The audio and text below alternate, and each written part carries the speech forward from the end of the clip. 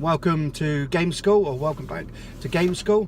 As I said before, there's no school like the old school, and I'm the headmaster. So hope you've been well, and if you tuned into the first episode of this, you would have heard me sort of start my journey, or talk about starting my journey on the games console sort of world. And I just want to sort of share something with you guys. Check that bad boy out. Check the bad boy out on that.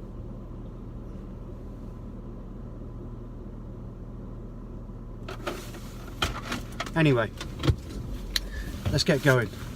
So that is where we left it last time.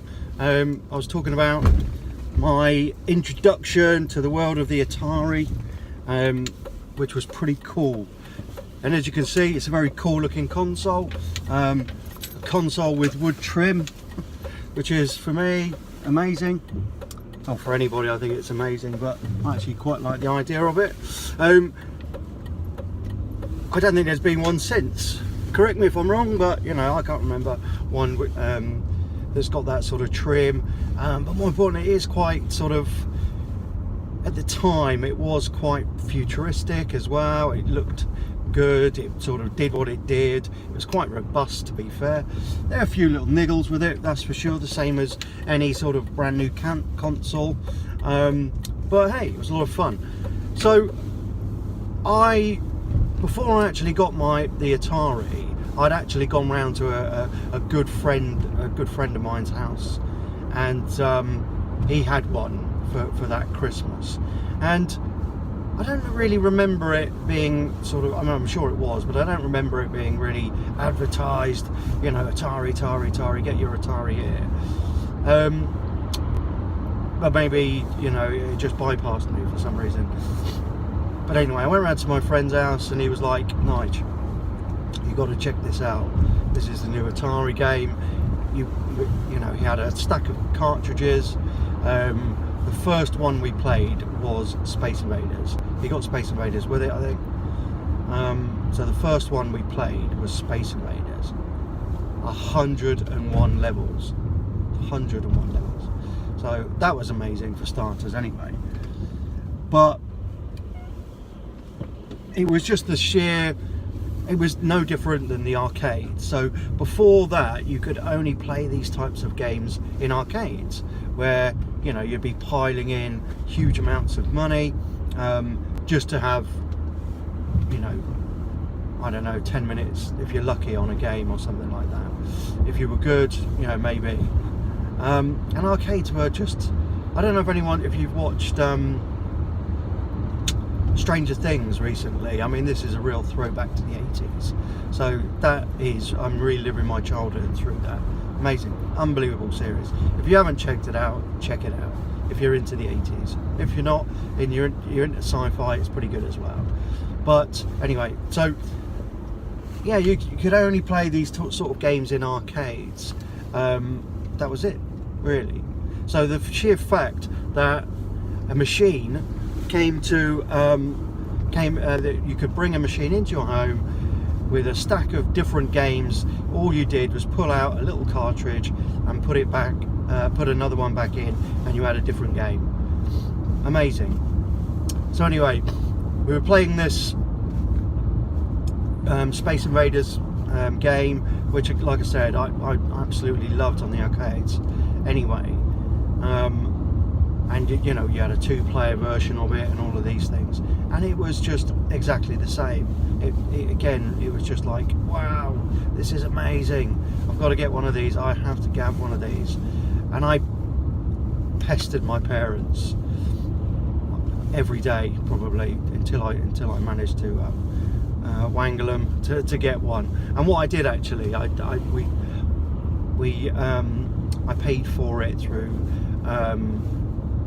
birthdays and Christmas money and things like that. So I I sort of decided that this is the only thing I wanted. So they were pretty good. I mean, they were at the time relatively expensive.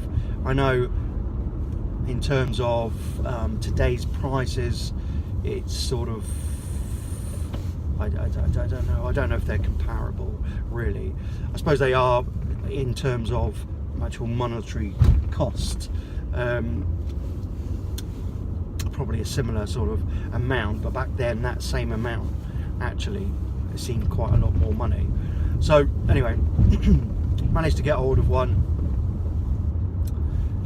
Most excited I've ever been, probably, because I knew this was going to open up a whole new world, and it was really new. I mean, I don't want to sound like my dad, but you kids take it for granted about consoles and everything else, and games and things these days. But this really was something absolutely amazingly new, unbelievably new. And the first game I actually played was Pac-Man, or the first game I had, my own game, was Pac-Man. And actually, I was disappointed with Pac-Man itself as the game. I loved it, but the Atari version was a little bit cheaper, not quite as polished, not quite as smooth as you know, as the arcade version. Probably because, you know, maybe they just couldn't get it quite right, you know, on the programming. But it wasn't quite as good, but it was still Pac-Man in my house. So I was disappointed a little bit, but still excited. I had Pac-Man in my house, which was pretty cool. I quickly moved on to space shooters, to be perfectly honest with you. So yeah, I borrowed a few games off my friend. I think we're the only two people I knew with a console at the time. A guy called Alan Kendall, actually, pretty cool guy. Don't know what he's doing now. If you're watching this, Alan, get in touch. If you're not, hey. Yeah, so it was pretty awesome. And what I actually managed to get hold of was Defender. That was my second game, I suppose, or the second game I started getting really into. And I remember actually being I was very rarely ill.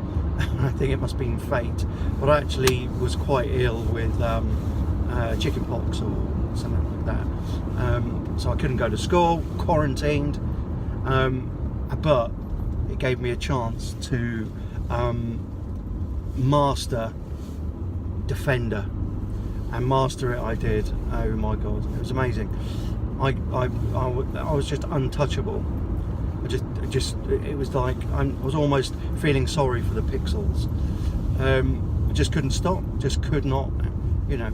I wiped the floor with them. But it really did. That was the point where, you know, like I said before, it really did instill. I just love gaming. I absolutely love this. I love this sort of the sort of the sheer fact that you could, like I say, just pull a cartridge out and put a cartridge back in, and you'd have a different game. And it was very quick. It really was pretty much instant. Even, you know, more instant than some of the later games, like the PlayStation games. I know there's more data, they're bigger files, and they're sort of bigger programs.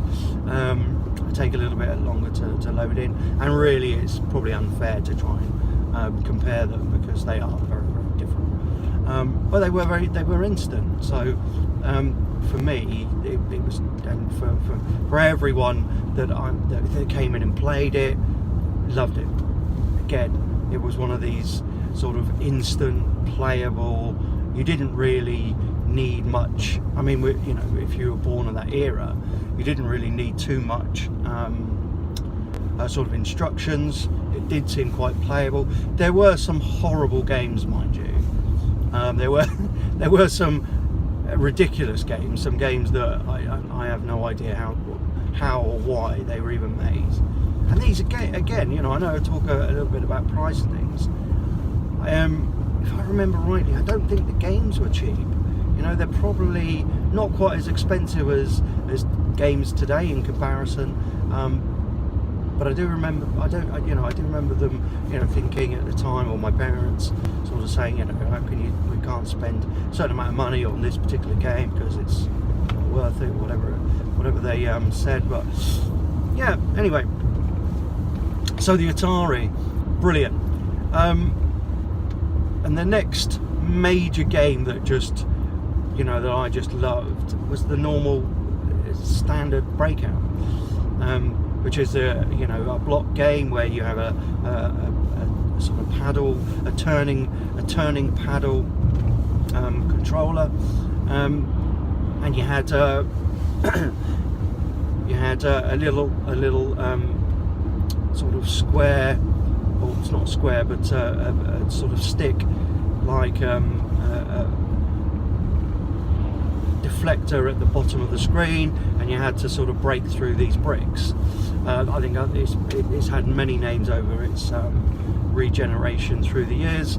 Bricks, I think it might have been one of them, and that was absolutely, again, brilliant game to play, pretty addictive. You could do a 2-player on that one as well, which was pretty good. So it is, you know, like a squash type thing, but every time you hit one of the bricks they disappear until you try and clear the whole thing. So these games, you know, they obviously came thick and fast. Atari were developing these like crazy, to be perfectly honest.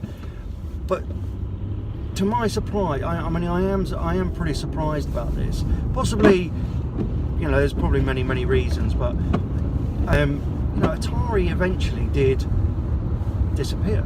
You know, they brought many different versions, you know, the Jaguar and all these things, and they just couldn't compete really with the PlayStation when the PlayStation came out. But I went through phases of dipping in and out. Obviously, you know, as you do sort of grow through the era, through your growing up, you know, I became interested in different things. I started playing rugby. I started, you know, I was quick on my feet, so I started running, and I think gaming just took a back seat, if I'm honest, you know, in those sort of terms.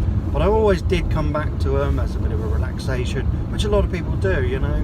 And but for quite a while there's a huge gap. There was a massive gap for me. I mean, we talk about things like the computers really started kicking in with the ZX Spectrum. You know, the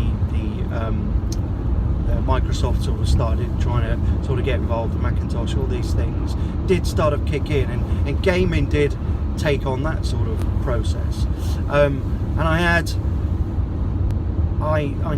a Sinclair Spectrum. If I'm really honest, I never got on with it. You know, yes, the games, there was slight improvement possibly, but I found the whole waiting 5 minutes to load up a cassette, and not knowing whether that cassette even worked, too frustrating. And more times than not, you know, there were issues. The really cool thing, I suppose, with that was if one person bought a game, everybody can have it because you just recorded it. I know it's illegal, I know it's all of these things. Who didn't do it? Everybody did it. So there were these sort of benefits of these sorts of things. You know, and you could write proper programs. You know, it was when maybe computer knowledge and things like that, and computer classes at school was just starting to be taught. And yeah, it was pretty cool. It was pretty good, but it never grabbed me. PC gaming really grabbed me like console gaming, and I don't really know why. Maybe because I was slightly lazy, and I just wanted to, you know, say put a cassette in and play a game, or just not worry about other things. You know, keyboard controlling, it takes a little bit of a while to getting used to. Quite like the idea of just a joystick and away you go, or you know, some sort of steering wheel. You know, maybe these things are much better these days. Well, they are much better these days on PC, and PC gaming is incredibly quick, fast, realistic, and all of these things. But like I said, there's no school like the old school, and I'm the headmaster. So if you want to hear more, and chat or just listen to me rambling on, obviously give us a thumbs up. If you're not, make a comment. But my next instalment, we'll talk about it tomorrow, will be we're gonna chat about the introduction of the PlayStation.